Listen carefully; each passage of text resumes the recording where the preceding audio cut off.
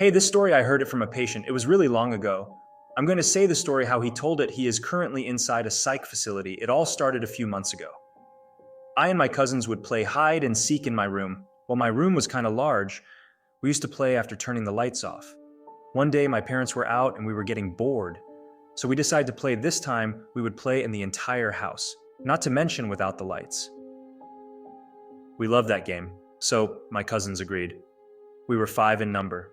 My house was small. There were only 2 bedrooms and a single bathroom. There was also a living room attached with the kitchen. I hid alone in the kitchen. One of my cousins was looking. I was pretty sure I was alone in the kitchen, for I could hear my cousins whispering inside the living room. I hid inside a cupboard. I hid there for a long time. It was midsummer, so I got really sweaty. I crept out from the cupboard. I got under the table. I started fanning myself with my hands. That's when I noticed it. There was someone hiding under the table too. I wasn't scared. I thought it was my cousin. So I pat his back. Well, that's what I assumed it was a he. Anyways, he didn't move or look back. He felt so cold. It was quite common not to talk with one another while playing, so I just hid there until someone turned the lights on. I flinched as the sudden light really hurt my eyes. When I looked properly, my cousin wasn't there anymore. I was kind of shocked. That was barely 2 seconds max. No one can get out from under the table and leave the room that fast. My cousins came looking for me. That night, while sleeping, I was asked them if anybody was there with me. All of them had the same answer. They weren't. A month later, maybe, I was reading in my room. I was sitting on the reading table. My parents were watching TV in the living room. I really concentrated on my studies that night. Then I heard something. Someone was sitting on my bed. I couldn't look. Back, I was afraid too.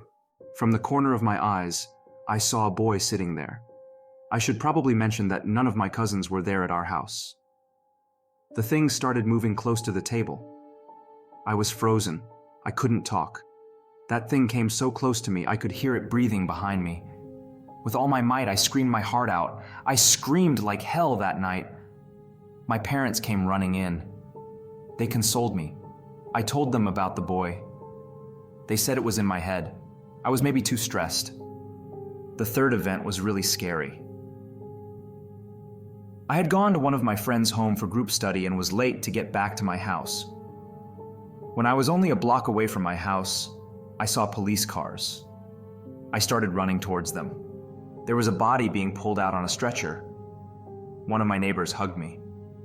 I was kind of in a shock.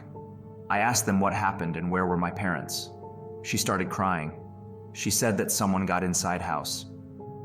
He murdered my parents with a butcher knife. I couldn't believe what I heard. I asked if they caught the man. The immediate answer from the police was that there were several witnesses that it was a boy. He somehow managed to vanish from the scene as if he wasn't even there. I asked them where could he go? He must be somewhere. After a few days after my parents' funeral, I asked one of my neighbors who was an eyewitness to the murder about the boy they saw in our house. The answer was, I kind of hoped it would be. According to her, she was working in her garden and got a clear view of my room. She had seen a boy standing in my room that night. He was standing near my reading table. Then he walked into the living room. He somehow found a knife. The next thing was in a frenzy. Her expression changed as if she saw a ghost. She started screaming that I killed my parents. I was the one inside the house that night. She called the cops. It's been a long time since I'm inside a cell. No one visits me. Why would they? I'm a murderer. But I know I'm not. Still, to this day, I see him standing in that corner near the table. He stands there and looks at me. I see the murderer of my parents in my own skin, in my own reflection. I wasn't able to verify his story, but I had heard he murdered someone when he was 13.